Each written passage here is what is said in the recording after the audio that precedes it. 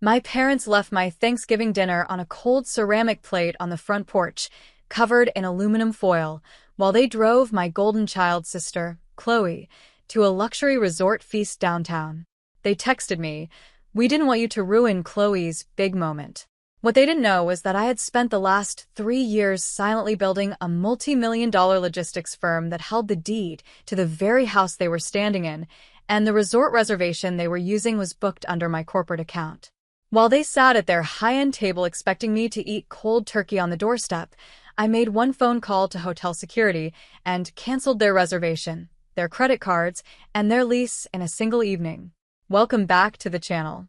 Follow my story until the end and comment the city you're watching from so I can see how far my story has reached. My name is Clara, I'm 32 years old, and on a freezing November afternoon, I stood on my parents' front porch holding a lukewarm ceramic plate wrapped in aluminum foil. The air was sharp enough to burn my lungs, but the ice settling in my chest had nothing to do with the winter breeze. Through the clear glass of the living room window, I watched my mother, Evelyn, carefully adjust my sister Chloe's designer coat. My father, Richard, was already waiting at the end of the driveway, idling the engine of his brand-new SUV. They were dressed in formal evening wear, talking animatedly, laughing at some private joke that I was clearly not meant to hear. Not once did either of them look back toward the porch. Not once did they check to see if the daughter they had just effectively locked out of her own childhood home was doing fine. A soft chime echoed from my phone. I pulled it out with trembling, numb fingers. It was a text message from my mother. "We left turkey and stuffing on the step for you.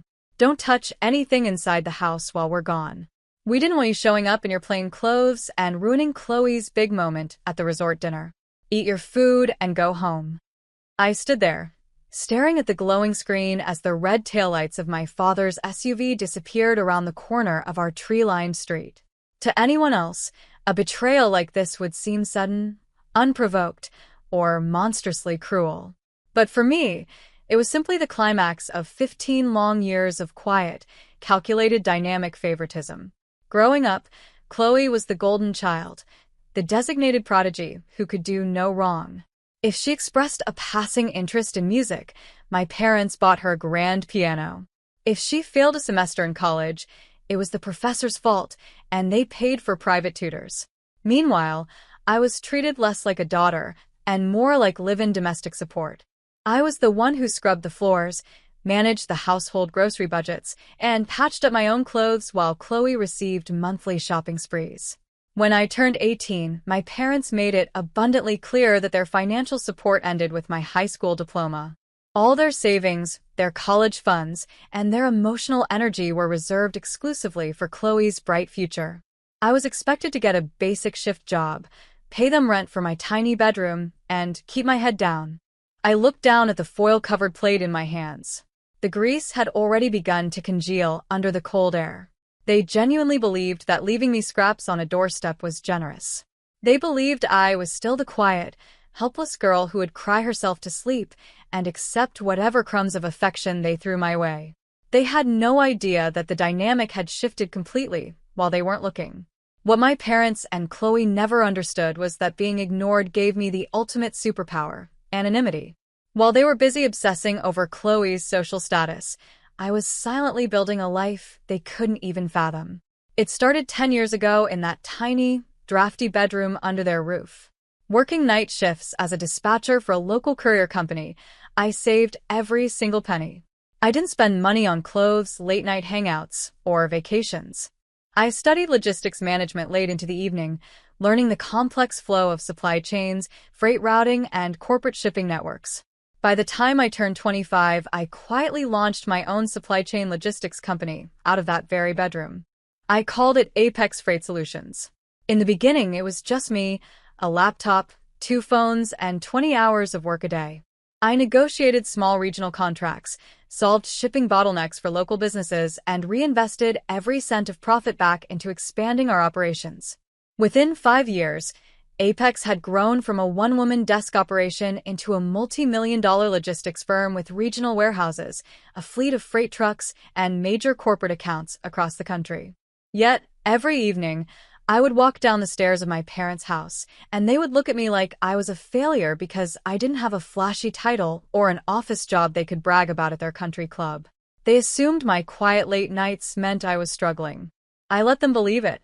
It was safer that way. Then, 3 years ago, my father's poor financial decisions finally caught up with him.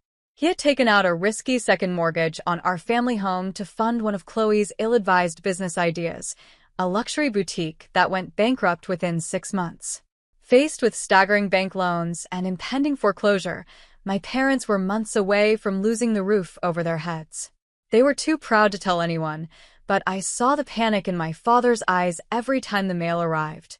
Instead of watching them end up on the street, I made a quiet move behind the scenes. Through an anonymous corporate shell entity called North Star Holdings, I bought out their entire mortgage from the bank. I became the sole owner and deed holder of my childhood home. I didn't do it to lord it over them. I did it because, deep down, I still held on to a foolish hope that family stood by family. I set up a private payment structure where they paid a fraction of market value directly to the holding company, completely unaware that the impersonal corporate landlord collecting their monthly rent was actually the daughter they ignored. They sat in my house, eating at my dining table, protected by my money, all while convinced I was a burden who couldn't even dress properly for dinner. Standing there in the cold with that foil-covered plate, the full picture of their betrayal finally clicked into place. The reason Chloe was being celebrated tonight wasn't just another spoiled holiday. It was built on a massive, pathetic lie. 2 weeks earlier, my sister had announced to our parents that she had landed a high-profile executive deal.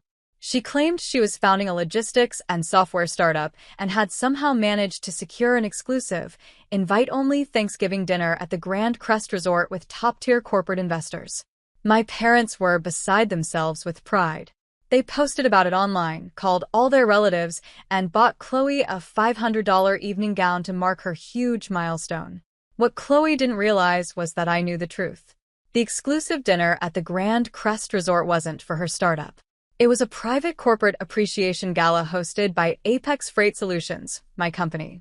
A month ago, my executive assistant had mailed a VIP physical invitation card and 4 golden dining passes directly to my parents' house, where I was still receiving my corporate mail. Chloe had opened my letter, saw the name, Apex Freight Solutions, and completely assumed it was just a mass promo flyer or an entry-level networking pass sent to an office worker. She stole the golden passes, attached her name to the reservation, and convinced our parents that she was the guest of honor. My parents didn't bother to ask questions. They were so eager to believe Chloe was a genius that they blindly accepted her story. And when the night finally arrived, they realized there were only 4 seats allocated to the pass. Instead of asking for an extra seat or checking if I wanted to come, my mother decided I was the obvious person to cut. In her mind, having me at a luxury table in my everyday sweater and simple jeans would embarrass Chloe in front of her high society peers. So, they plated my food like scrap metal, wrapped it in foil, set it on the cold wooden planks of the porch, and walked away. I stared at the foil plate one last time. My thumb hovered over my phone screen, looking at my mother's cruel text message. "We didn't want you showing up in your plain clothes and ruining Chloe's big moment." A cold, sharp calm washed over me. The quiet, forgiving daughter who had spent years protecting them behind the scenes vanished into the freezing night air. I didn't cry. I didn't yell. I simply walked over to the trash can, dropped the untouched plate inside, and turned toward my car. They wanted a grand celebration at my company's event. They wanted to parade Chloe around on my dime while treating me like dirt on their doorstep. It was time to give them a night they would never forget. I drove straight to my apartment, showered, and changed into a tailored emerald green evening dress that I'd saved for high-profile business galas. I stepped into high heels, pinned my hair back, and grabbed my executive clutch. I looked like what I actually was, the founder and chief executive officer of Apex Freight Solutions. The drive to the Grand Crest Resort took 20 minutes. Rain had begun to slick the roads, reflecting the golden glow of the grand estate as I pulled up to the valet. The crystal chandeliers of the main dining hall cast a warm, blinding light across the marble foyer. Inside, the atmosphere was immaculate. Jazz music played softly in the background, and servers in pristine black vests carried trays of champagne through the crowd of regional business leaders, logistics directors, and investors. I spotted my family immediately at Table 1, the head table reserved specifically for the host of the event. My mother was gushing to a local real estate developer sitting next to her, gesturing wildly with her wine glass. My father was leaning back, puffing his chest out, as if he owned the entire room. And Chloe sat in the center, wearing her $500 dress, nodding along as she tried to spin her fictitious business story to our top regional account managers. They hadn't noticed me yet. I walked past the host stand and caught the eye of Marcus, the head of resort security and a man I had personally contracted for our corporate events for 3 consecutive years. "Good evening, Ms. Whitaker," Marcus said smoothly, bowing his head slightly. "We have everything prepared for your speech whenever you're ready." "Thank you, Marcus," I replied, my voice steady and cold as steel. "Before I speak, there's a small administrative matter. Table 1 has been occupied by guests using unauthorized corporate passes." Marcus looked down at his digital tablet, frowning slightly. "Table 1 is locked under your personal name and the Apex primary corporate account." "I know," I said softly. "The people sitting there stole those passes from my private mail. They are currently charging high-end wine and appetizers directly to my company's ledger under the claim that they own the firm." Marcus's expression instantly shifted from polite hospitality to total military efficiency. "Would you like them removed, ma'am?" "I'll walk over with you," I said. "I want to deliver the message myself." We crossed the polished marble floor together. As my heels clicked against the stone, my mother looked up, expecting another server with champagne. Instead, her eyes landed on me. Her jaw literally dropped. The color drained from her face as she processed my appearance, the designer dress, the flawless styling, the calm, unyielding posture. "Clara," my father sputtered, his voice cutting through the soft background music. "What on earth are you doing here? We explicitly told you." "You told me to stay on the porch," I said, stepping right up to the table. "Unfortunately for you, I don't take orders from tenants who don't pay their full rent." "Excuse me?" Chloe snapped, her voice high and defensive as she looked around nervously at the nearby investors. "Clara, stop making a scene. You're ruining my big night." "I told you she'd do this, Mom." My mother scrambled out of her chair, grabbing my arm to yank me away from the table. "You embarrassing little girl. Get out of here before you ruin your sister's networking." Marcus immediately stepped between my mother and me, his heavy frame blocking her completely. "Ma'am, do not lay hands on the owner of this establishment's primary account." The entire surrounding table fell completely silent. "Owner?" my father echoed, looking between Marcus and me in total, bewildered confusion. "What are you talking about?" "My daughter Chloe is the founder of the logistics startup hosting this event." Marcus didn't even glance at Chloe. He looked down at his tablet and pressed a button on his earpiece. "Front desk, please cancel all charges for Table 1 under the Apex Freight corporate account. Rear out the bill directly to Mr. Richard Whitaker's personal credit card." "Wait, what?" my father shouted, suddenly standing up. "You can't do that. That's corporate account billing." "It was corporate billing," I said, leaning over the table so only my family could hear my words over the low hum of the room. "Apex Freight Solutions is my company, Dad. I built it from the bedroom you charged me rent for. I bought those passes. And I am the CEO you just locked out in the cold for a slice of stale turkey." The silence at Table 1 was absolute. Chloe's face turned bright red, her mouth hanging open as the wealthy investors she had been trying to impress slowly stood up, exchanged awkward glances, and moved away toward the main bar. My father stared at me, his hands shaking as he pulled out his wallet. "Clara, this has to be a mistake. You can't own Apex. You're just a worker." "I'm the founder," I replied, my voice cool and unshakable. "And right now, your personal card is being charged $4,000 for the luxury dinner and high-end wine you've consumed tonight.